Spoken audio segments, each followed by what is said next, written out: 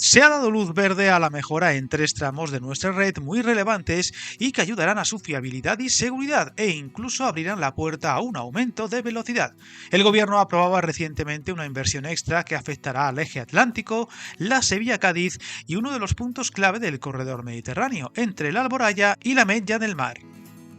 El anuncio de la salida a licitación para la instalación de detectores de caída de objetos en 430 kilómetros de vías en estos 3 tramos se daba a conocer esta semana, afectando pues a 3 líneas convencionales con tráficos elevados y que se espera vayan a más en los próximos años, y que con esta actuación, junto a otras en marcha, ayudarán a mejorar sus condiciones, seguridad y pueda aumentarse la velocidad. Todo con un importe de 30,6 millones de euros y que afectarán concretamente a los recorridos de todo el eje atlántico, desde La Coruña hasta Redondela de 144 kilómetros, del corredor mediterráneo a su paso por Tarragona que une la Alboraya y la Metlla del Mar de 199 kilómetros y en el grueso de la conexión entre Sevilla y Cádiz, el tramo Utrera-El Puerto de Santa María de 87 kilómetros. Viajar en tren nunca fue tan fácil. En trenes.com encuentra y reserva tus billetes de Renfe, Wigo, Irio y muchos otros países europeos. Vive experiencias únicas a bordo y recuerda, si vas sobre raíles, está en trenes.com.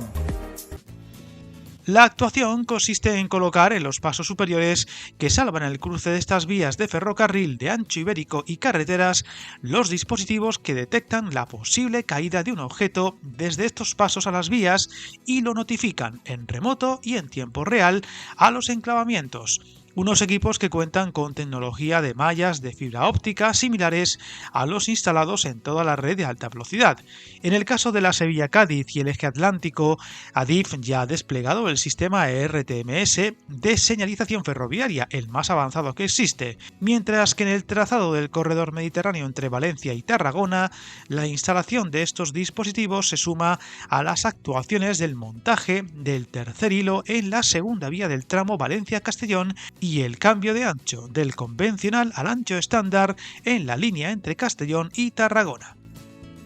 En el caso de la inversión dentro del eje atlántico resulta más que importante dado su alto flujo de viajeros y donde casi una década después de su finalización sigue sumando sistemas para poder desplegar todo su potencial e incluso se abre la puerta a poder aumentar la velocidad y reducir algunos minutos de viaje, ya que estos sistemas permitirán aumentar la velocidad máxima de la línea desde los 200 km por hora actuales, aunque siempre condicionados al diseño de la infraestructura que, recordemos, añadió la instalación del ERTMS el pasado verano por más de 60 millones de euros. Mejora que no supuso una reducción en los tiempos de viaje, pero que permitió recuperar los colchones de tiempo y aumentar la seguridad y fiabilidad de la línea. Esta medida de momento no será necesaria entre Redondela y Vigo al transcurrir en túnel hasta Urzaiz.